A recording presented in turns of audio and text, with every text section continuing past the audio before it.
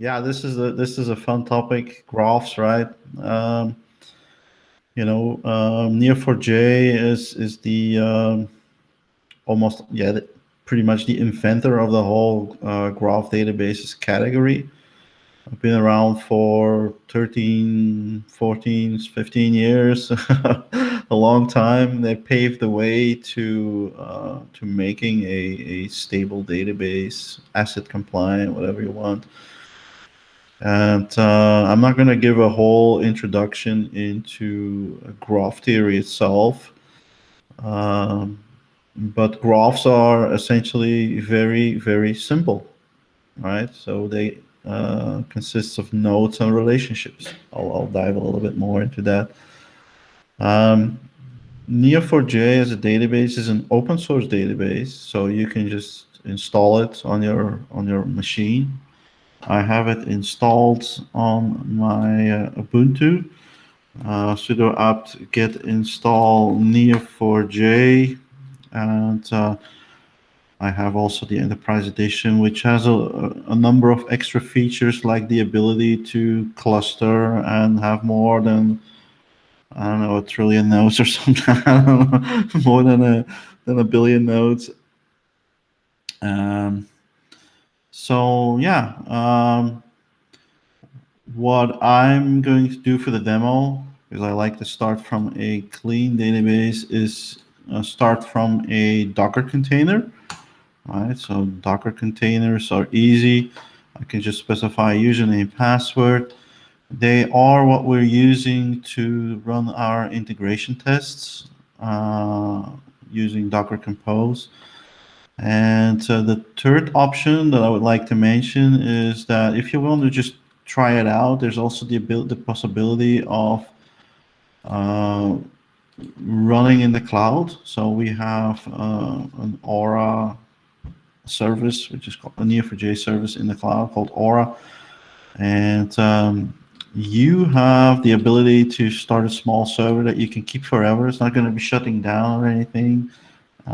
Lifelong free account for small databases. I think one database, some 175K relationships.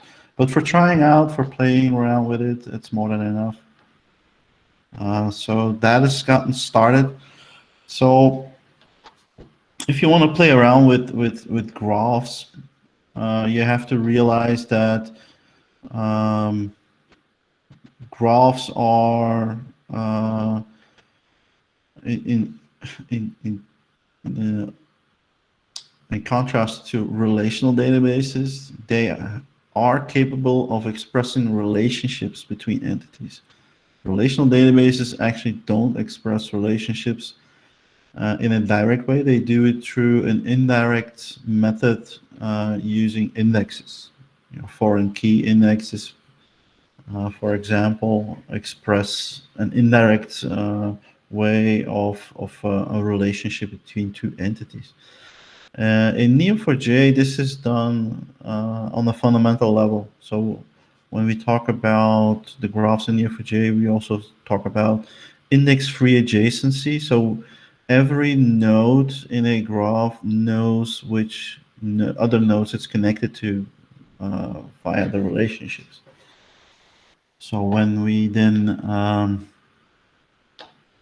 say, okay, we want to build graphs, we have certain advantages of doing that, right? So the first thing we want to do in Hop from a graph perspective is start with a connection. Uh, in this case, I've specified my connection details to the Neo4j database connection using variables. So the Neo4j bold port is typically 7687. Username, the password that we specified when we started the Docker container, all quite simple. You have a test button here at the bottom, uh, which after waking up the Docker container says, okay, you're connected. And at that point in time, we can start loading data into it, right? So let's take a look at how I configure this. I have my 3H10 project, which is just a folder here. And in that, from that project, I also created an environment. And the environment has a configuration file, one folder upstairs, which has the host name, the port, username, and the password. So this is where that information comes from. What else? So this is the basics. Let's take a look at this example, right? I started building this today, trying to come up with a new example for graphs, and I came up with beers, no longer Belgian beers, but international. And the workflow that I have downloads the files from some GitHub account. These are files that are a couple of years old, and then it checks a list of Neo4j connections. In this case, it checks whether or not our database demo is up and running. And this is a workflow basically which removes everything from the target database. It's not necessarily in this specific case, but just to make the demo repeatable. And then I create some indexes on three nodes: beer, brewery, and category. So these are the three that I created, and we'll add a fourth one. Hang on.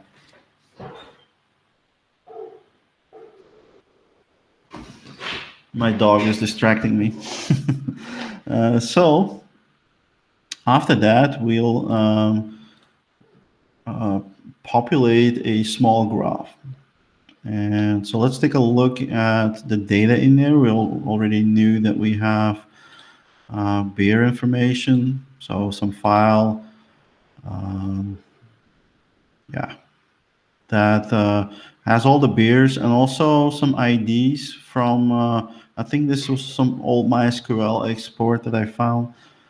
And so there's some weirdness in here, some -1s that need to probably be converted to nulls later on, but just stick with it for now.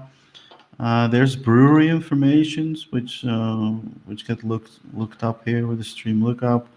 So so all sorts of breweries in all sorts of countries. The categories are yeah, British ales, a bunch of categories that were added, and there's also a whole swath of styles.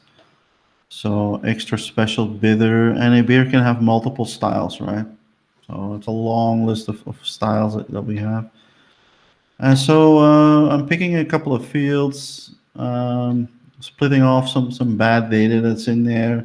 I'm calculating a strength category, and then when we've collected all this information and we want to update a graph, what we did was create a small beer model.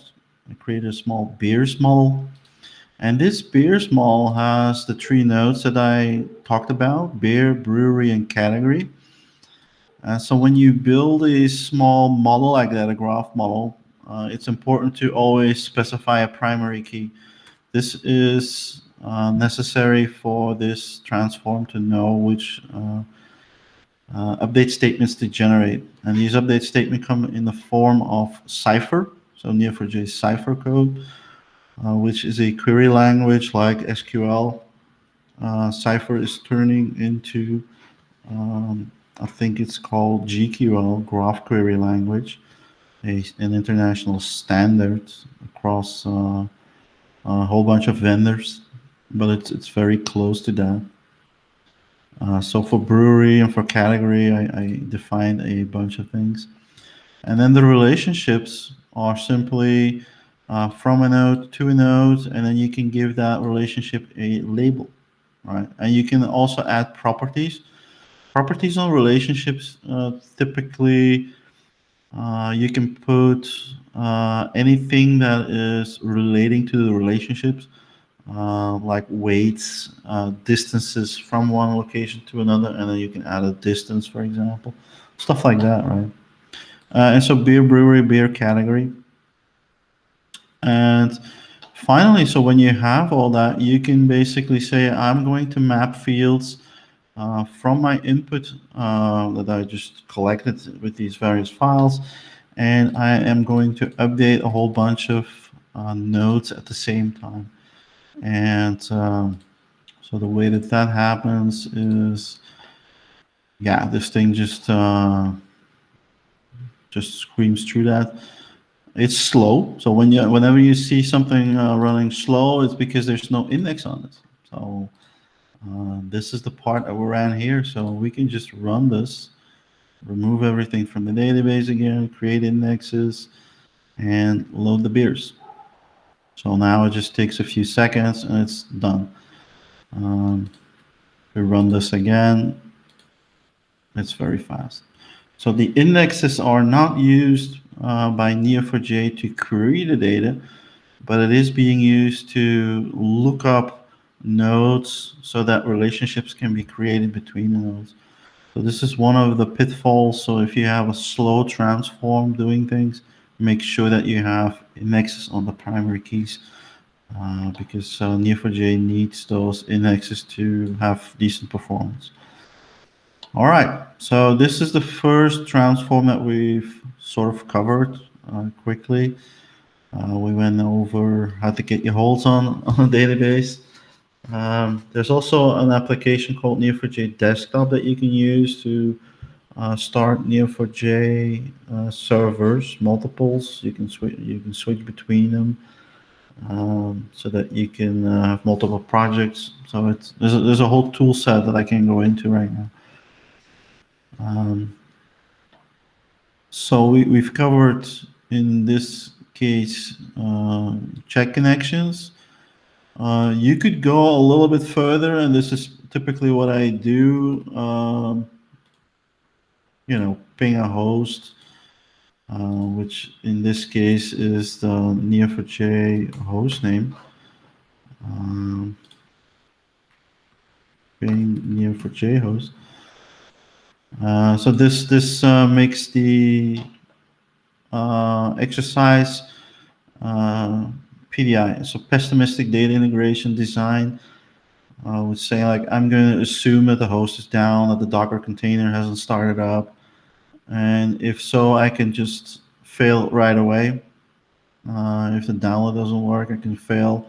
So this is like a good design. So this is why we created the check connections action, so that you don't get an obscure error here or here or here. You don't have to go through the log to find what's going on.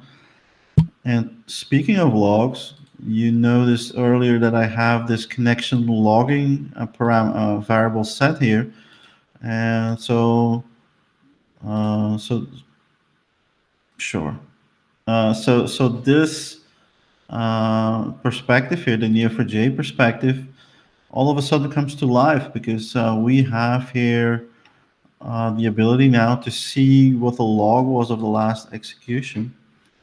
And we even have Cypher queries that we can use with the execution IDs of the last of this particular execution. So we can copy this and then go to localhost 7474, which is a GUI browser, like called the Neo4j browser. And so if we put that query in here, we can actually see that the execution lineage of this workflow, right? So the workflow created indexes, removed all sorts of stuff from the database, including logging, by the way. But the loading of the data itself was this, and this pipeline itself was an execution of a pipeline. And so you can kind of like drill down into the whole execution lineage of everything, like so you can have statistics You can have the logging text of that transform itself, the number of lines read and written. There's a lot of stuff in there, including the logging and stuff like that.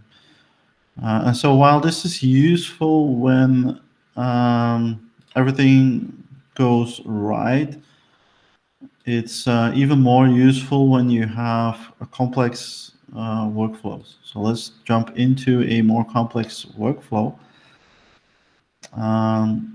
So this is a workflow with children. So this is a child workflow, and with a grandchild workflow, and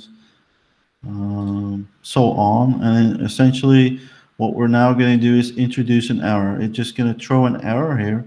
And what you typically have are these workflows where after half an hour something goes wrong and you don't really know what went wrong, right? Come on, do some work. Is this the demo effect? Oops. Oh, it's my Docker container is having is exhibiting some problems. I do apologize. Let me just restart that exercise for a second. I think my whole laptop is it's acting weird. I switched to light mode because I noticed that dark mode demos don't really show up very well in the recording. I guess that was a bad idea. Let me just run this one again. So this error here,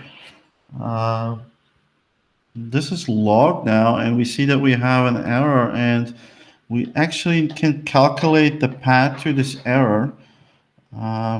And that is because Neo4j has a concept called shortest path queries, and this is one of the graph data science libraries, or graph algorithms we call them, where we don't just say like give me the data according to these and these relationships. It's basically saying I have a top, which is an execution node with this ID. This is the one that I know because it's the top level workflow. And then I want to have the shortest path from that top over some execution executes relationship to the error. And the error is a node where errors is larger than 0 and when there are no more other children. And so this query is interesting in the sense that it says, this is my parent, this is where the error occurs, and now I have the full execution path of everything that Hop did across that execution. And this helps tremendously if you have like nested dynamic scenarios or whatever. It will keep nicely check of what's going on. It will log everything. And so the path to the error also allows us to say, well, I want to go to this pipeline, and it opens it up immediately, or even go straight to the transform and go straight to the error, which makes it obviously control makes it obviously a lot easier to fix these issues. I just jump through this. Nobody wants to dive into a million lines of log code, of logging text. And so the ability to correlate two nodes and figure out the shortest path in milliseconds, so in real time, is a unique ability of a database like Neo4j.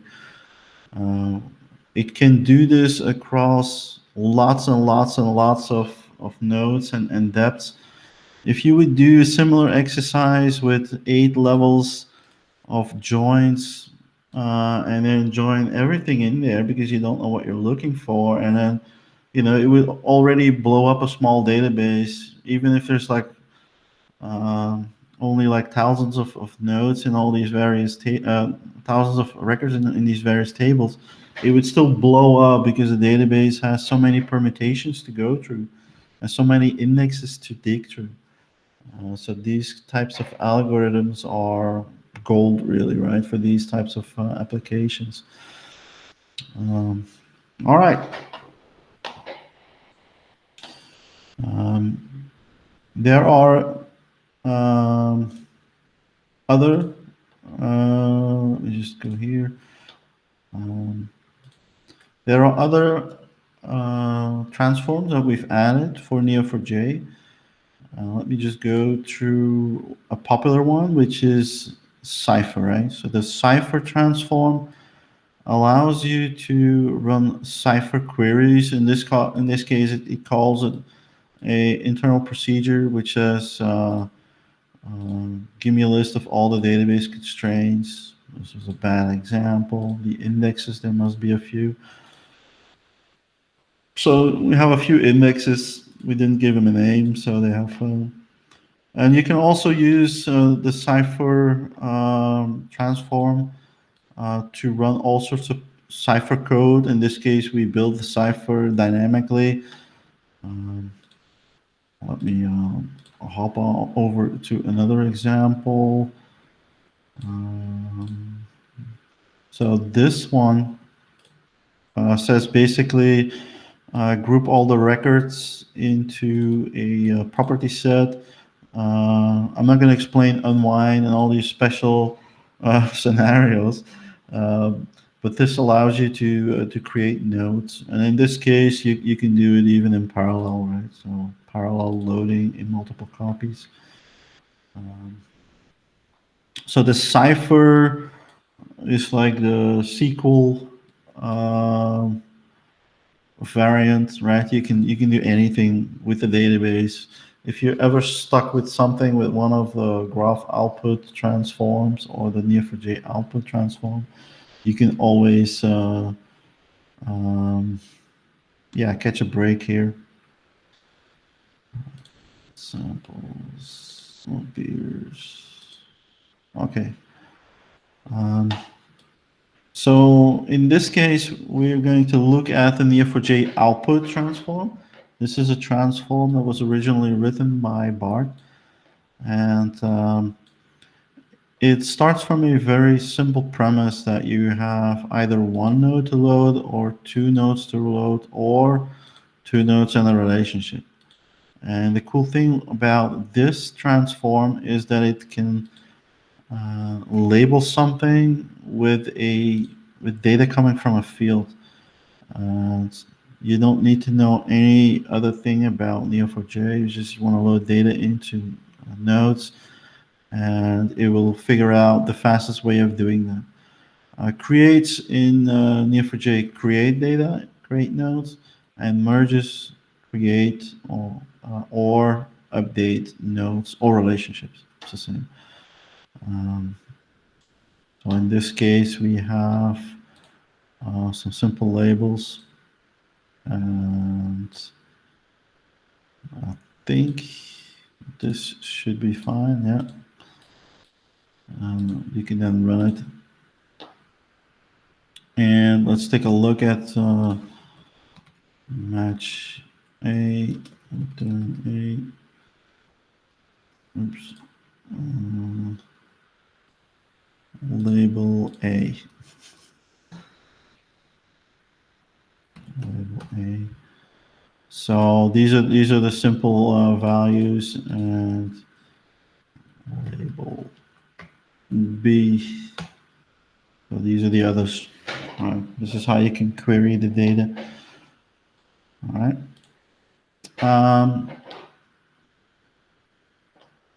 Let's take a look at a real project that we did, Project Laura, which is up on GitHub, on my GitHub, mattcaster/Laura. So this is the loader for Aura. It's often unwieldy to load data files into a cloud database if you can't use the standard tools So Hop comes to the rescue by allowing you to load data from CSV files straight into the cloud database or into your other database. Again, we use sort of like the same technique, check server. We log the parameters. We delete some statistics files, and then we load the nodes. And from you get a list of all the CSV files, and it detects the metadata format of the CSV files, automatically saves it into a JS file, a JSON file, and if that file is available, it uses that layout file so that it can manually change it. If there's a variable set only layout, this is where it stops. Otherwise, it creates the primary key index and then writes the data to the database. So this uses metadata injection into the various transforms, in this case Neo4j output. And so it does a parallel load into Neo4j and then saves some statistics on the counts that were done for this particular node and node label. So this is a great example if you want to see how far you can drive these ideas, how they come all together. I would also like to mention maybe a few other transforms that we've created that you will notice. Because we are logging to, yeah, this is probably the wrong project for that. Nope. Let's just go back to here. So if I were to take, for example, load bears, right? I could say I want to know when the last time this transform was this pipeline was executed correctly, right? And so this pipeline delta and start and end is basically the date range since the last time this pipeline ran correctly and now. And this gives you a CDC, a change data capture window, so that if you read from MySQL or Oracle or any source database, you can filter out records with that date range, and then you only have to change records. Give it, only if that date, a modification date in the source database is available, right? So this is a useful so this queries this information in here. It will say this one failed, but this one succeeded. So the last time that log parent got successfully executed was, yeah, there you go. This is the date, basically, the 1st of July, 1921:56. And so this is the date that you then get as output. Another one, Neo4j generate CSV. There's also the ability, Neo4j has the ability to really quickly bulk load data from CSV files.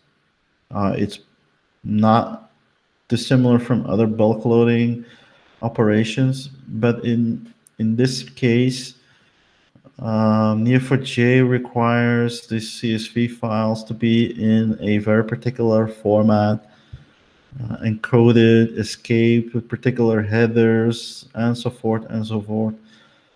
Given that most of the time this data doesn't come from CSV files, but from relational databases somewhere else, it makes sense to have the ability to generate the CSV files. And so it's a pretty simplistic transform in the sense that it requires a graph field, right? Now we don't have a graph field, but what we can do is say, well, we're not going to update this Beers graph here. We're going to return graph data into a graph field. And if we then look at no, the output fields. We will see that we have a graph data type. So we can actually run this, and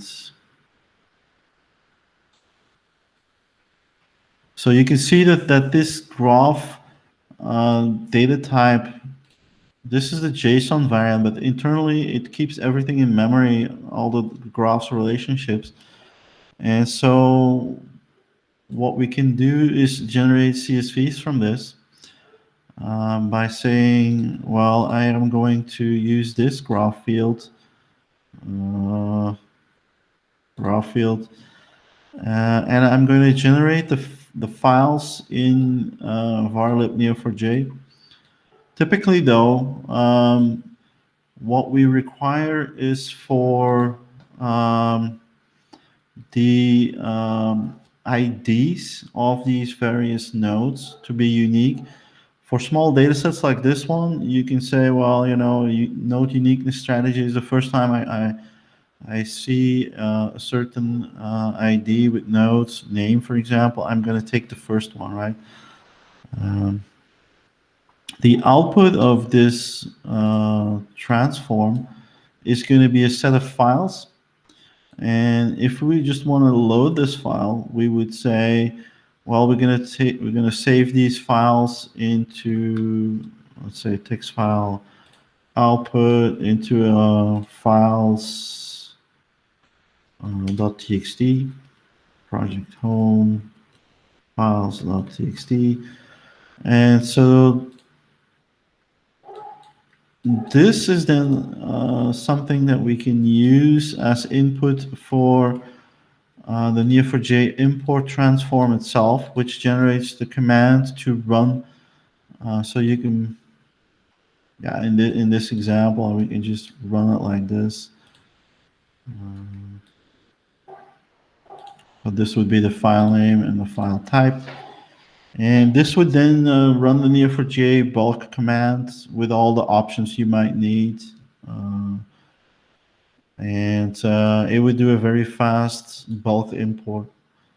Finally, if you cannot guarantee the uniqueness in memory, like we just did, there is a split graph transform available. These are the advanced use cases, which basically say I'm going to split this graph data type into the various types. In this case, beer, brewery, and category, right? And so it will split this up so that you can filter on that type, split into different streams of data in your pipeline, and maybe do a sort unique on the data if you have billions of records to unique, because Neo4j is not doing that very well. It's very slow in doing that. It's better to do it with Hop. All right. So now you've seen a bunch of ways of creating nodes and relationships. In this case, strength category. Adding a node to them all is something I promised you I would do. Let's add a node called strength with a label strength, and I think there's just the strength. It's just a string.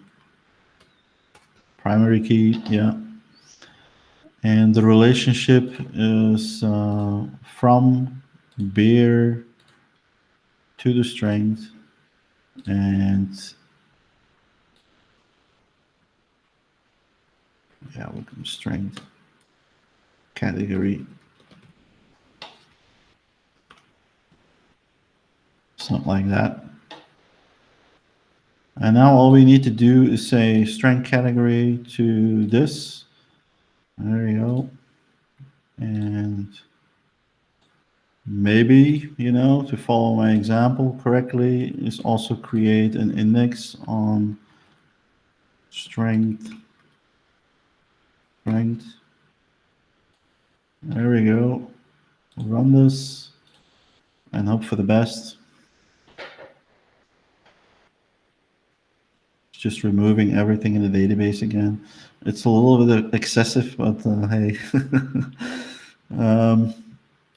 So let's see if we can match a beer where the name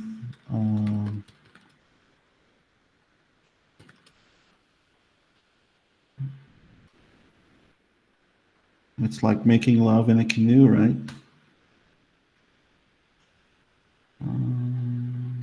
Return B. Let's define it.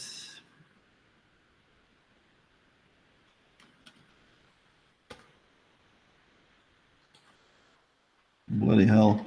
Where are my beers? Dude, where's my beer? Yeah. That would be better. Okay. So Stella Artois has a brewery. And it's fairly high. In this case, it has a strength of 5.2. It's not extremely high, but this is the regular lager beer. But this is how we can quickly add more and more information to our graph. We just look it up in a pipeline. We can do it in the same pipeline. We can do it also in other pipelines. So we can define subgraphs, and this is actually more manageable this way. And just update more and more of a graph. And the more information that we have in this graph, the more interesting the questions will be. I think from the Panama Papers, for example, the one of the biggest data leaks in recent memories, you could also, do all sorts of cool fraud detection queries on this. You can imagine, like, okay, so this is the data from the Panama paper leaks. Can you figure out how these two accounts are related? How these two people are related? How they both have the same address in Panama? Can you find? And these are other graph algorithms like community detection, centrality. What is the most central node? Which node has the most connections? These are all questions you can easily ask, and then you maybe find out that there's like an address that has like hundreds of banks in the same street address, stuff like that, right? These discoveries that you can do with a database like that is why Neo4j is growing so fast, basically. Right. All right. I think it's 45 minutes, Bart. Let's open it up for a few questions, maybe. Yeah, sure.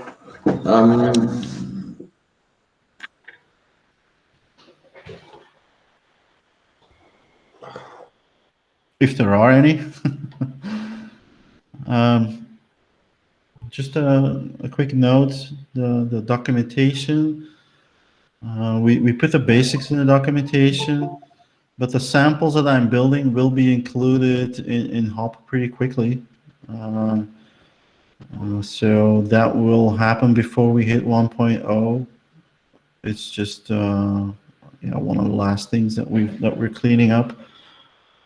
And if you have any issues with the Neo4j transforms or logging or whatever, just let us know. Just log it in Jira.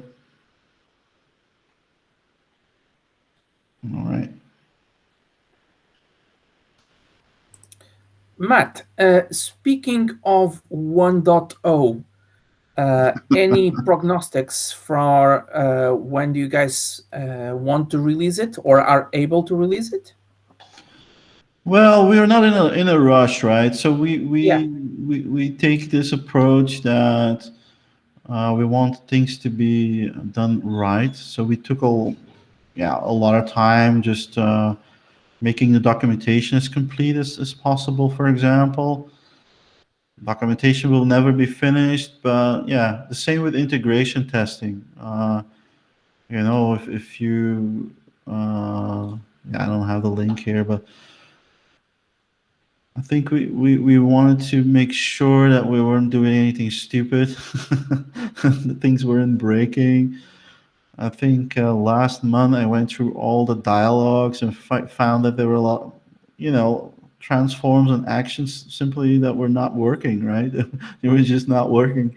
Nobody ever opened them up because they were fairly obscure. Right now, I think, we've made a few attempts to release 0.99. I think, yeah, we're in a good place to push that out, but there were some questions about authorization for imported source code. So we had a discussion on the mailing list and said, yeah, let's just push those 4 or 5, I don't know, transforms out to external plugins. And now the discussion started around, um, yeah, marketplaces, right? It would be really cool to have a marketplace. We're not there yet. But in general, I would say that, yeah, give us a few months and we have a 1.0. I think after the summer break, we should be in a really good place to not only do 1.0, but what we're trying to solve with all these things is also top level graduation of the project. So become a full-fledged Apache project. This is something our mentors want us to do. So it is part of the incubation. We don't want to stay in incubation for 5 years. This is not the plan. This is not what anybody wants. So we're solving a lot of problems, not just releasing the software. I think we're in a really good place. I think with what we have right now, yeah, we can release this. There will always be bugs, but the 1.0, I think it should be very safe to release it right now if it weren't for the fact that we are also solving incubation issues, I guess, Apache things. Yeah, we're in a really good place. I like it. Let me just put it like that. I would, without hesitation, start any project with what we have right now. It's in a lot of ways more stable than, uh, yeah, I some saw that previous you guys software that were I trying to. wrote. I saw that you guys were trying to make the whole thing work with Java 11. What's the progress on that? Well, so you can run Hop with Java 11 without an issue. So Yeah. the issues have all been solved. So Java 11, 13, 14, 15, 16 even runs without an issue. The big work is actually the source code, right? So source code compatibility. I already started that job, but this is something for post 1.0. The biggest hurdle was Apache Beam, which was still stuck on Java 8. And a couple of weeks ago, they released 2.29 and 2.30, which are Java 11 um, compatible. So I guess we're in a good place. Dataflow is switched to 11. Spark 3.0. So there's a lot of advancement right now, but this is very, very recent, Lewis. Yeah, that's exactly why I'm asking, because it is recent. So yeah, we are planning to do that. And yeah, there were questions about Cypher Workbench. Uh, I don't think my Chrome it's still it's still dead in the water. So yeah, Bart posted the link. Let me just grab this. So Cypher Workbench. Um, I think. Neo4j solutions. Cypher workbench. Resources. Yeah, so we have a graph modeler. So I think you can even get like free access to it.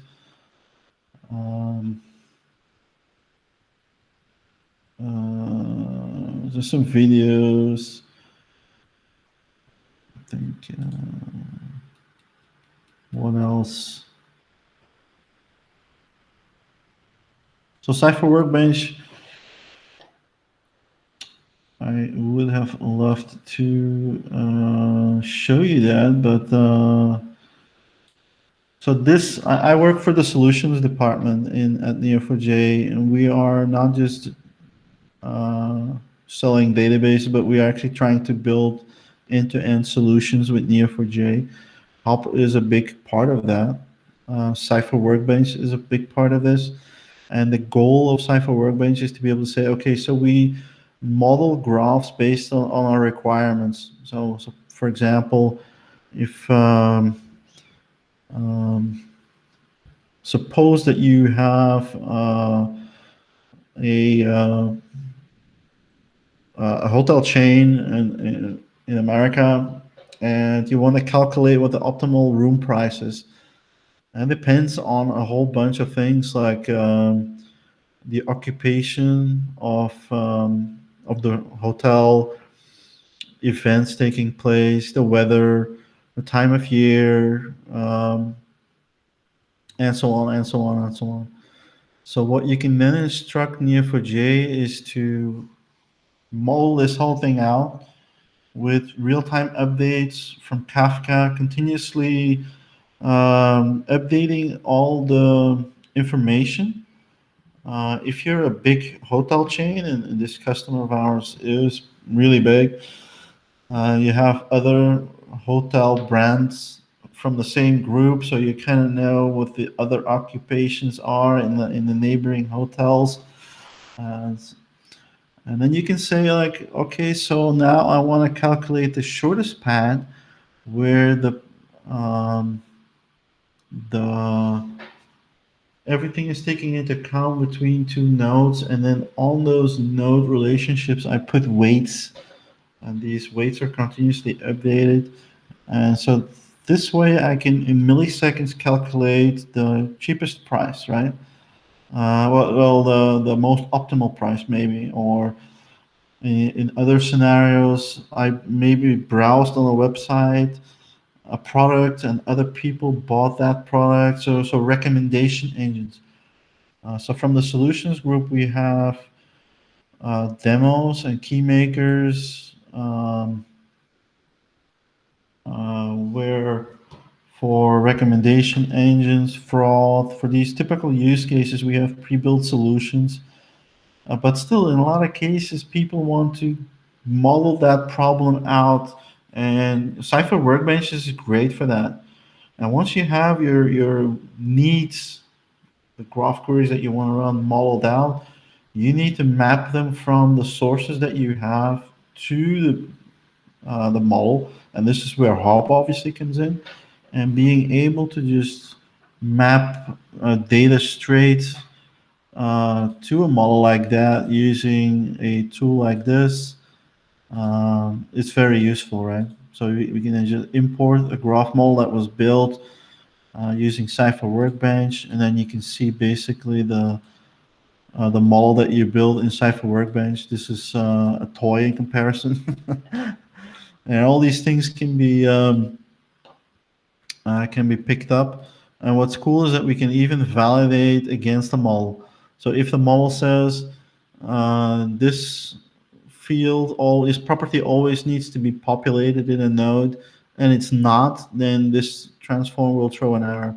If this index needs to be unique and it's just an index, without a constraint on it, will throw an error. Stuff like that, just to keep the data clean in the target database.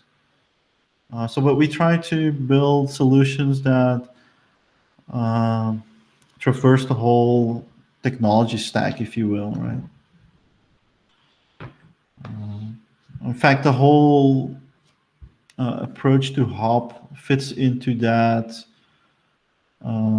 mentality. You know, when we talk about version control projects, lifecycle environments, project lifecycle environments, and then later on also, you know, lifecycle configuration management, lifecycle management, moving things from development to test to production, that sort of stuff, seeing which files have changed, you know, Git you can use. So all of that fits into the same paradigm. It's not just enough to load some data into a database. We need to put this stuff in production. We need to monitor it. We need to know what went wrong last weekend when we ran this, if you know what I mean. This is what that is about. This is why the solutions group is pretty cool to work for. We see a lot of hardcore scenarios pan out. Any other questions? All right. Yeah, there was one Mm-hmm. about the model. John asked about Arrows.app. Never heard of it, but if there is a way to import No, there's no way. the placement for that model into Hop. Arrows doesn't allow you to serialize. You can get an SVG, but that's about it. So getting the metadata from Arrows, it's so that's why we wrote a new app actually. But if you want to play with it, just get a free account. You should take a look at Arrows again because it does output the code. And All right. I use it to import stuff in quite frequently. Oh, maybe they created a new version. Yeah, I would love to. Oh, save to Google Drive. There you go. That's great. So yeah, this is stuff we can import. So we can build an import from Arrows. There's And Cypher and GraphQL too. Arrows. Yeah. So that works. I didn't know that somebody. I think the original Arrows was written by an intern at Neo4j or something like that. I don't know the exact background. But that's good news. Because yeah, essentially, Arrows allows you to quite easily create these relationships. We would have beer brewery strength. There's category. There's another one. Yeah. So great point. I remember when Arrows was really simple. I'm really happy that they extended the capability. Yeah. Great tip. So yeah, the importer for Cypher Workbench is simply a JSON reading, right? It looks like this is very simple as well. I think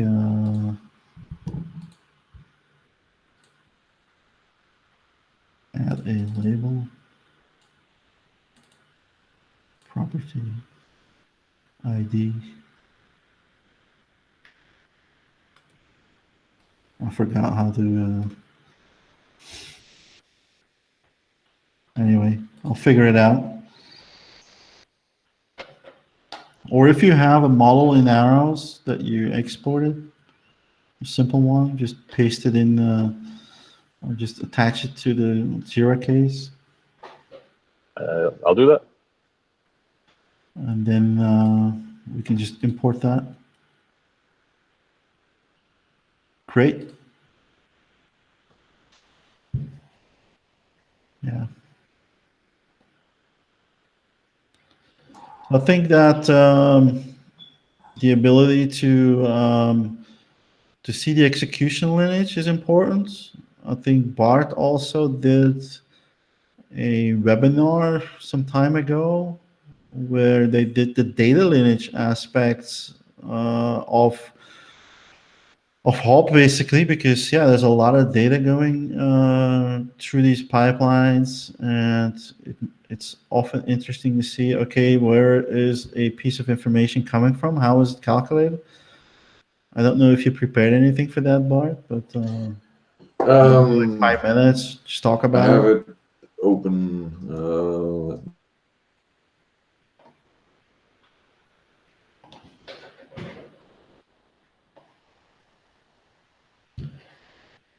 I think that what we need to do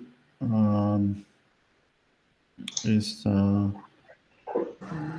in the near future is make that more generic. So we're treading unknown territory a little bit because it's not something that other data orchestration tools do very well or at all, not in a graphy way at least. So we kind of have to invent it all. Let's see.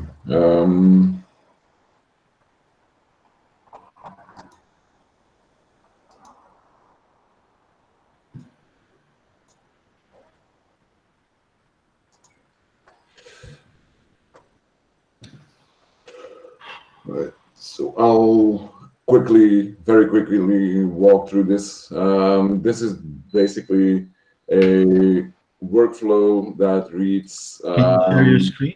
Oh, here it is. Sorry. Yeah. Well, but I had some problems with my Wi-Fi, so the Wi-Fi gods today. But this walks through a number of modules. So we clean. Sorry to interrupt, but I've watched your videos, and when you're sharing with this size text, it can't be seen in the videos. So if you could possibly zoom it, that. Let me switch to another screen.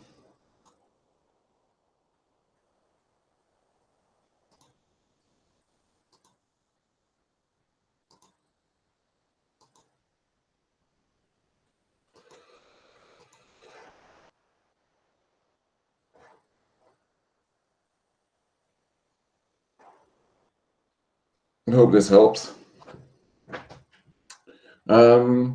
So in this first item, in this first workflow, we clean the database, the Neo4j database, then load the metadata for relational databases that are used in the project. So this creates a subgraph for database, schema, table, column, data type, your entire database schema.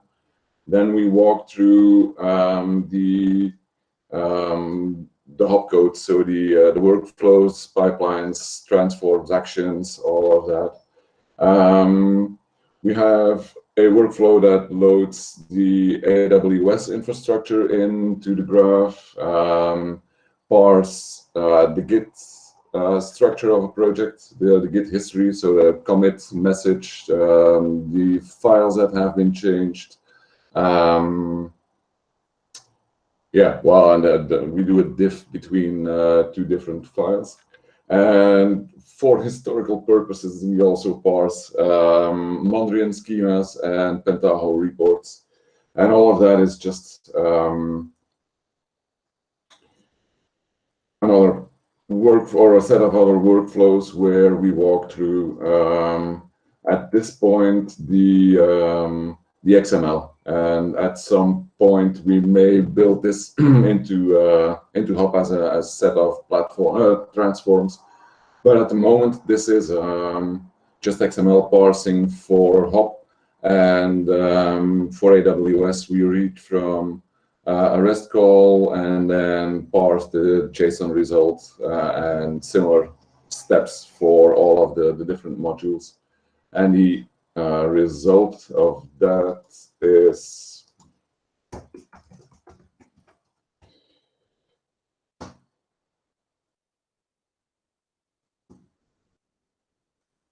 is a graph where you have the execution log. So what Matt just showed with the information. So we have a part of the relational database graph here, the table that connects to a hop connection, Git information. So you have a branch, a user, a commit, and actions, transforms, workflows, pipelines. Where are the pipelines?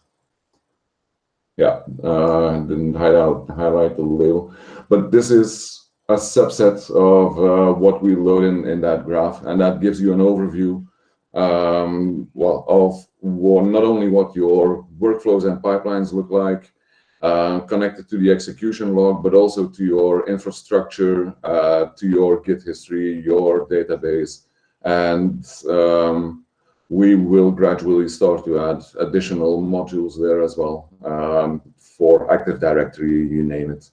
And this not only gives you a connected graph of everything in your infrastructure, your system, but allows you to do easy impact analysis. A couple of the sample queries that I had were things like, if I delete this column in my source database, which users will be impacted on the reporting side. So if my workflows and pipelines process the data, load a data warehouse, and there are reports and dashboards on that data warehouse, who are the users that will be impacted by changes in the source database? Who are those users? How often do they execute those reports or dashboards? And well, what will the entire impact be? So that is the summary of that webinar in 2 minutes.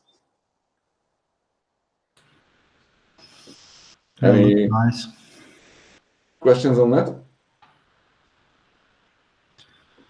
Yeah, I think what we need to do in time, time permitting, is bring that information to the GUI.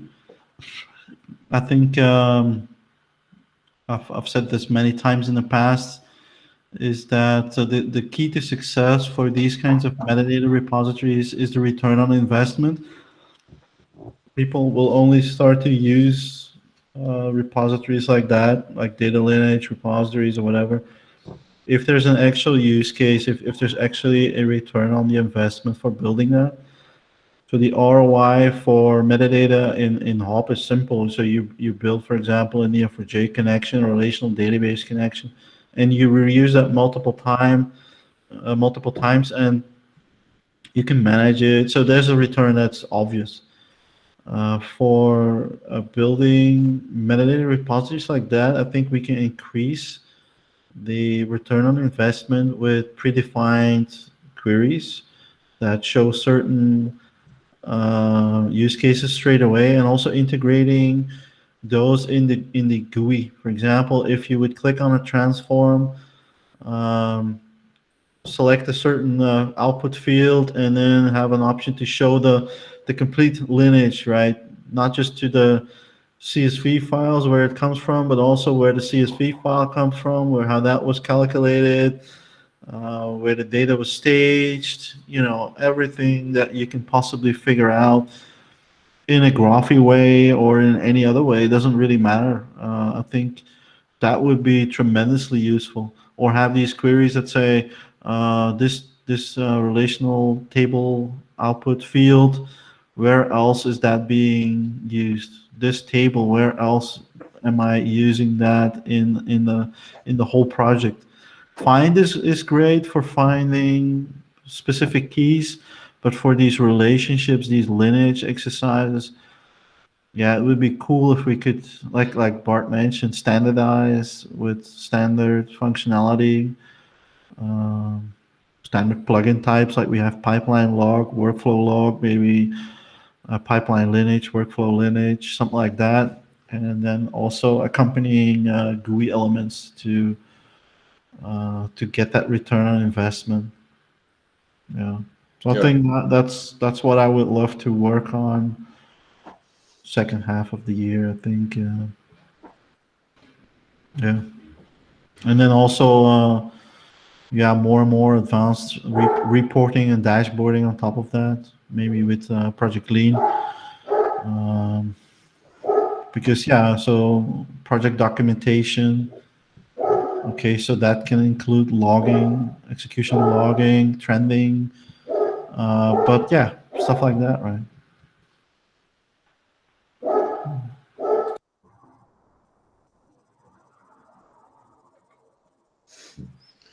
The dog.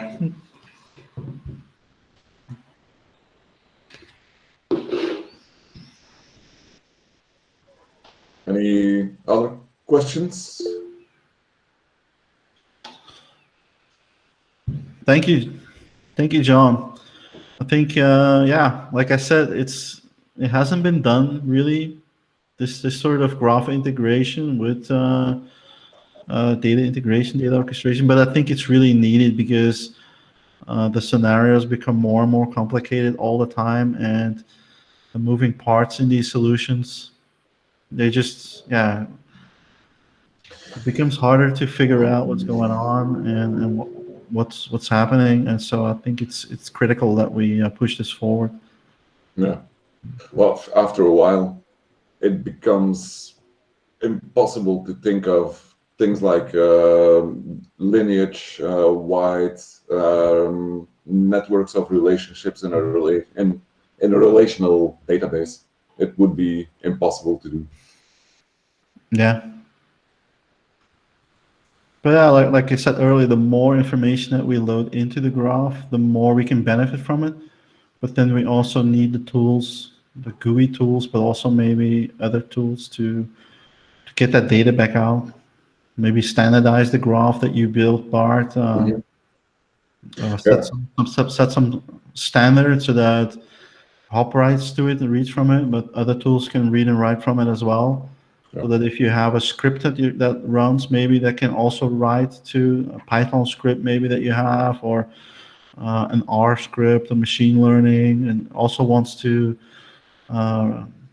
explain what it did, how long it ran, where the data comes from, what it wrote, in a standardized way, right? Mm-hmm. Yeah, time to put some work in it again. These are things that can, if it could be that a project like that takes 3 years to do, but it doesn't take 3 years to get results. It could be like a couple of months, and then you have the first results. Mm-hmm. And maybe in a couple of years, we have a standardized documented solution with REST services and whatever, right? Yeah, but yeah, the first steps can be pretty quick. Easy. They're pretty easy, yeah.